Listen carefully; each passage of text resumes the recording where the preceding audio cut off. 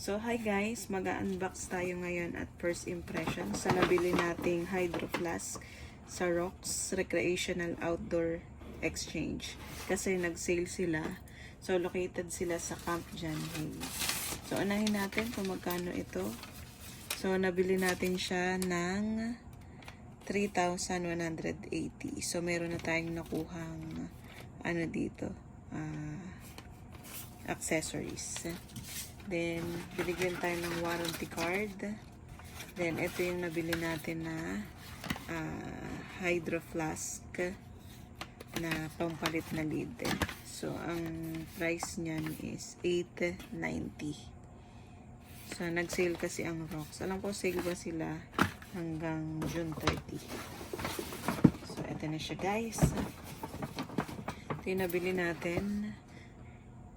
2,490 siya. Pero pwede kayong pumunta doon para mag-barter or magpalit ng mga use nyo na Hydro Flask. So, ito yung pinili natin na color black. So, ito ay hindi ko mabuksan. Hirap pala niya buksan guys. Leak proof na daw kasi siya.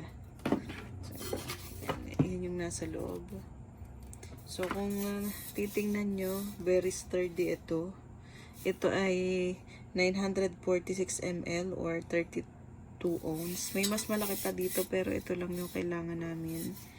So, yan. Sobrang ganda nito. So, try natin yung accessories na nabili natin. Kung halimbawa mainit ang ating iinumin.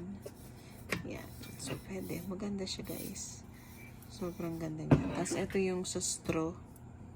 Yan. Ito yung may straw kung malamig ang iinumin nyo. Yan. Yan siya. Pwede siyang pampalit-palit.